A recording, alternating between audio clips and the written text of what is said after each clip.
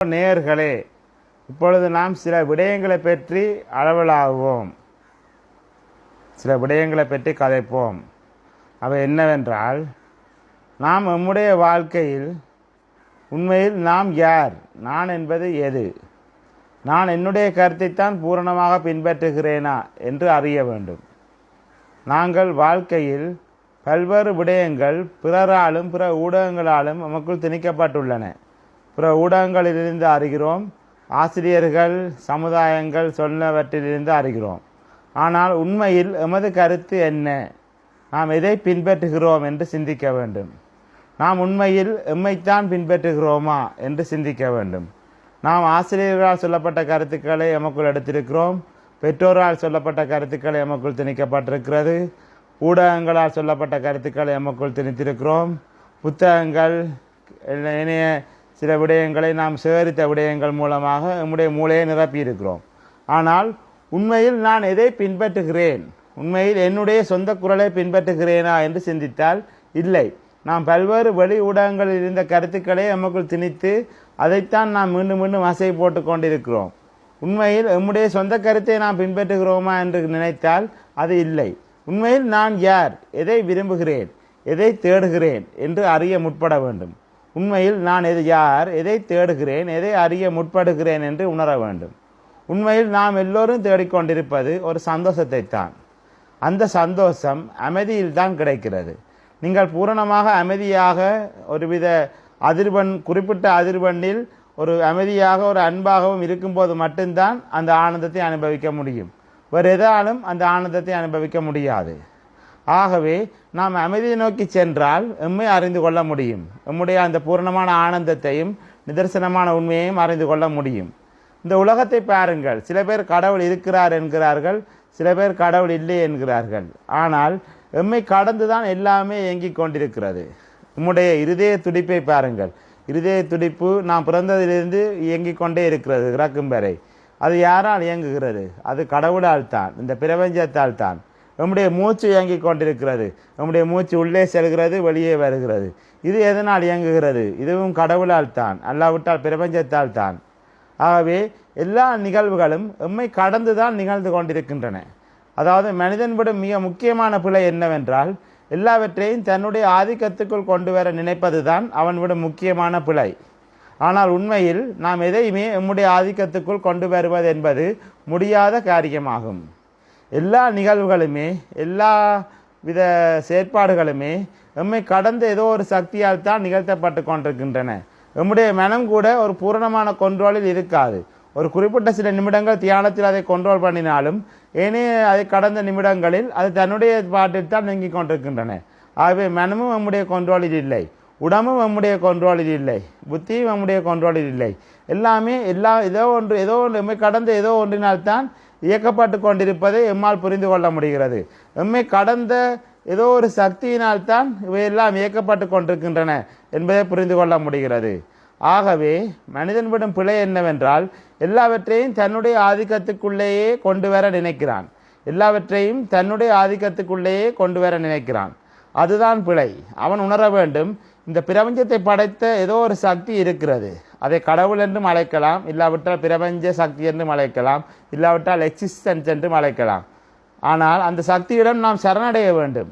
அந்த பிரபஞ்ச சக்தியிடம் நாம் நம்மை சரணடைய வேண்டும். அவ்வாறு சரணடையும் போது மட்டுமே எம்மால் ஆனந்தத்தை உணர முடியும், எம்மால் அமைதியை உணர முடியும். ஆகவே இன்று நாம் அலச வேண்டிய விஷயங்கள் என்னவென்றால், இந்த பிரபஞ்ச சக்தியிடம் எம்மை சரணடைய செய்ய வேண்டும். நம்முடைய ஈகோவை, நான் என்ற அகந்தையை இந்த பிரபஞ்சத்திடம் சரணடைய செய்ய வேண்டும். இந்த பிரபஞ்சத்திடம் சரணடைய செய்ய வேண்டும், சரண்ட பண்ண செய்ய வேண்டும். அவ்வாறு இந்த பிரபஞ்சத்திடம் சரணடைய செய்யும் போது மட்டுமே எம்மால் பூரணமாக ஆனந்தத்தை அனுபவிக்க முடியும். அதேபோல் இன்னொரு விடயத்தையும் அலசுகிறோம். உண்மையில் நாம் யார், எமது அகக்குரல் அடைய விரும்புவது என்ன, எமது அகக்குரல் சொல்லுவது என்ன என்று உணர வேண்டும். உண்மையில் நாம் பல்வேறு கருத்துக்களை வெளி ஊடகங்களிலிருந்தும் ஏனைய பிறரிடமிருந்துமே சேகரித்து வைத்துள்ளோம். அந்த கருத்துக்கள் எல்லாவற்றையும் நாம் உதறிவிட்டு நம்முடைய சொந்த கருத்து எது என்று அறிய முற்பட வேண்டும். நம்முடைய சொந்த கருத்து எது, நம்முடைய சொந்த உணர்வு, நம்முடைய சொந்த உள்ளுணர்வு என்னத்தை சொல்ல வருகிறது என்று உணர வேண்டும். நம்முடைய சொந்த உள்ளுணர்வு உண்மையில் என்னத்தை நமக்கு கூற வருகிறது என்று கண்டுபிடிக்க வேண்டும். அந்த உள்ளுணர்வுடன் நாம் தொடர்பை ஏற்படுத்தி கொண்டு விட்டால் மீண்டும் நமக்கு சமாதி நிலையாகி அந்த ஆனந்தத்தை தந்துவிடும். வாழ்க்கையில் வெற்றி அடைய வேண்டும் என்று இலட்சியங்கள் வேண்டாம். இலட்சியங்கள் எல்லாம் உங்களை எங்கேயோ கொண்டு செல்வதென்று கனவை தந்துவிட்டு அவை எங்குமே கொண்டு செல்லாது. ஆனால் உண்மையில் வாழ்க்கையின் லட்சியம் நாம் யார் என்பதை உணர வேண்டும். நம்முடைய சொந்த குரல் என்னத்தை கூறுகிறது, நம்முடைய சொந்த உண்மையான குரல் என்னத்தை நமக்கு அடைய சொல்லுகிறது என்று அறிய வேண்டும். உண்மையில் நம்முடைய ஆழ்மனம் ஒரு அமைதியைத்தான் விரும்புகிறது. நித்திரையை விரும்பாத யாராவது இருக்கிறார்களா? எல்லோருமே ஆழ்ந்த நித்திரையை விரும்புகிறார்கள். ஏனென்றால் அந்த ஆழ்ந்த நித்திரையில் தான் அவர்கள் தம்முடைய சுயஸ்வரூபமாகிய அந்த ஆத்மஸ்வரூபத்தை உணர முடியும். அந்த ஆத்மாவுடன் லயமாகி ஒருவித அமைதியை உணர முடியும். அதேபோல் இந்த எல்லா பிரபஞ்சத்தில் இருக்கும் மனிதர்களும் இந்த உலகத்தில் இருக்கும் எல்லா மனிதர்களும் ஒருவித ஆழ்ந்த அமைதியை விரும்புகிறார்கள். ஒருவித அமைதியைத்தான் விரும்புகிறார்கள். இப்பொழுது விஞ்ஞானிகளும் மெய்ஞானிகளும் ஒரு விஷயத்தில் சந்தித்துக் கொள்கிறார்கள். அது என்னவென்றால் உளவியலாளர்கள் கண்டுபிடித்துள்ளார்கள்,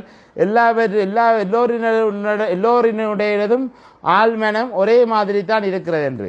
எல்லா மனிதர்களினதும் ஆழ்மனம் ஒரே மாதிரி தான் இருக்கிறது. அந்த ஆழ்மனம் ஒரே தேடலைத்தான் உள்ளது என்று கண்டுபிடித்துள்ளார்கள். எல்லா மனிதர்களினுடையதும் ஆழ்மனம் ஒரே தேடலைத்தான் உள்ளது என்று கண்டுபிடித்துள்ளார்கள். அந்த ஆழ்மனதைத்தான் பரமாத்மா ஆத்மா என்று ஆத்ம ஞானிகள் கூறுகிறார்கள். உளவியலாளர்கள் கண்டுபிடித்ததைத்தான் பண்டைய பாரத ரிஷிகள் கண்டுபிடித்துள்ளார்கள். அதைத்தான் ஆத்மா இல்லாவிட்டால் பரமாத்மா என்று அழைக்கிறார்கள். அந்த பரமாத்மாவை தேடுவதுதான் இந்த வாழ்க்கையினுடைய லட்சியம். வெறுமனே உணவை தேடுவதோ, பொருளை தேடுவதோ, பெண்ணை தேடுவதோ, பொருளாதாரத்தை தேடுவதோ எல்லாமே தேவையற்ற நிகழ்வுகள். நமக்கு மிகவும் தேவையானது கடவுளை தேடுவது.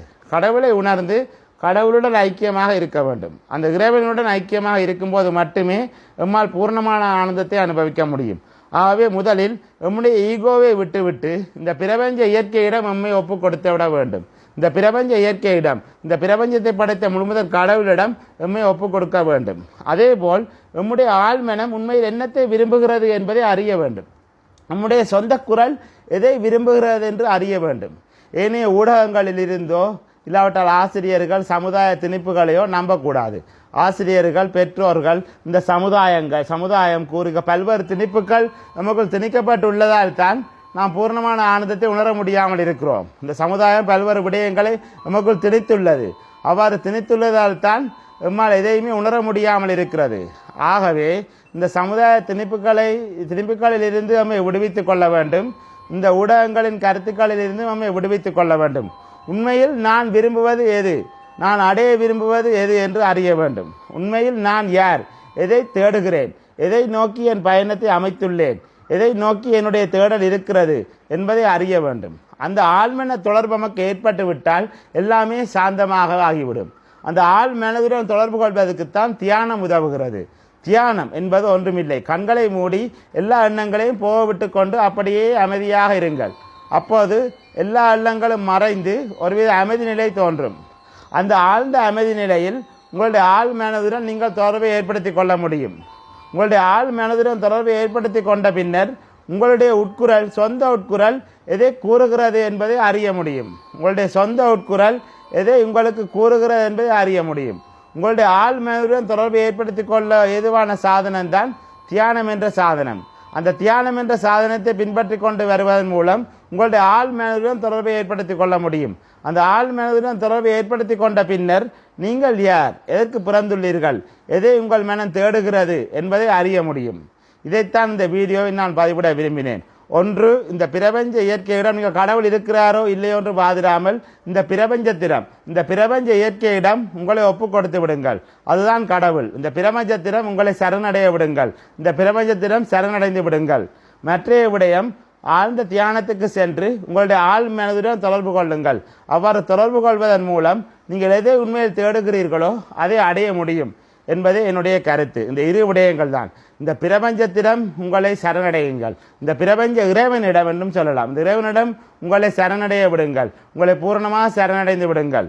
அதேபோல் உங்களுடைய ஆழ் மனதை அறிவதற்காக தியானம் செய்து உங்கள் ஆழ் மனதை அறிந்து கொண்டால் அதன் பின்னர் உங்களுடைய ஏக்கம் எல்லாம் தீர்ந்துவிடும். அந்த ஆழ்ந்த அமைதியில் நீங்கள் கடவுளை தரிசிப்பீர்கள், அந்த ஆத்மனை தரிசிப்பீர்கள்.